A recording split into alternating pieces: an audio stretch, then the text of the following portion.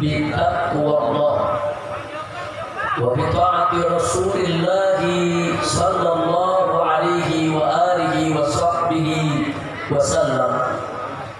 فنسأل الله سبحانه وتعالى أن يهدينا إلى صراطه المستقيم ويجعل النعيم بحق سيد المرسلين والحمد لله رب العالمين. تقبل الله منا ومنكم فتقبل يا كريم.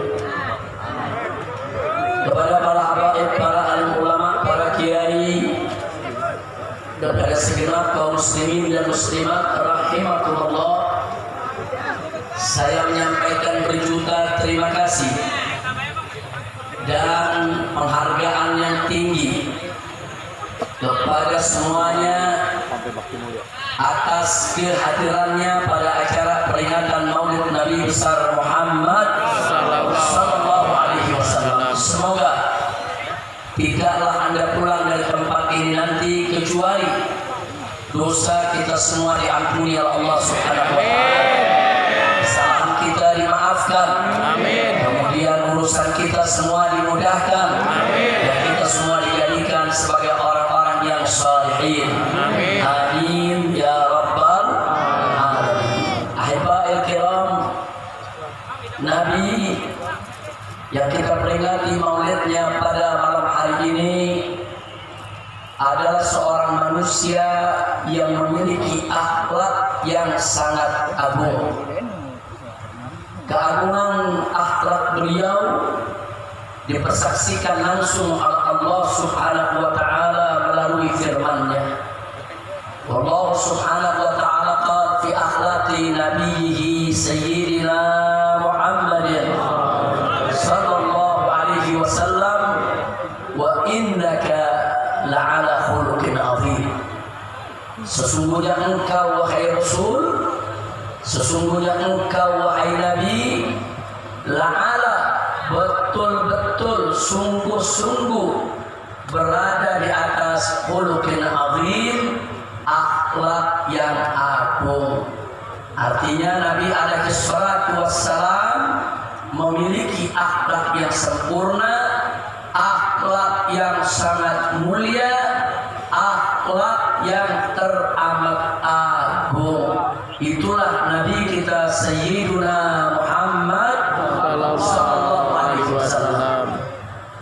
Untuk menggambarkan keagungan akhlak Nabi, saudara, kita tidak akan pernah mampu untuk memaparkannya secara tuntas. 1 jam ceramah tidak akan pernah cukup. 1 tahun pun kita jelaskan tidak akan pernah habis. Seumur hidup kita sekalipun tidak akan pernah ada kesudahannya untuk menggambarkan kesempurnaan keagungan akhlak Nabi Muhammad sallallahu alaihi wasallam. Kenapa? Saking sempurnanya, saking agungnya. Namun sungguh pun begitu, ada satu ungkapan yang teramat indah di dalam menggambarkan keagungan akhlak Nabi. Kalimat tersebut diucapkan oleh istri Nabi tercinta Sayyidatuna Aisyah radhiyallahu taala anha. Tatkala beliau ditanya oleh seorang tabi'in, ya ummul mukminin, wahai ibu orang yang beriman, kaifa kana khuluqun Nabi sallallahu alaihi wasallam? Bagaimana sih sebetulnya akhlak Nabi? Ini pertanyaannya, saudara. Lalu apa dijawab oleh Sayyidatuna Aisyah As-Siddiqah binti Siddiq radhiyallahu taala anhuma? Beliau menjawab dengan kalimat yang singkat, padat, ringkas, jelas, menunjukkan kecerdasannya di dalam memilih kata, saudara. Di mana beliau katakan, kana khuluquhul Qur'an. Akhlak Nabi adalah Al-Qur'an. Itu aja jawaban Siti Aisyah. Mbak Siti Aisyah nggak bicara panjang lebar. Sudah, Siti Aisyah nggak repot-repot mengungkapkan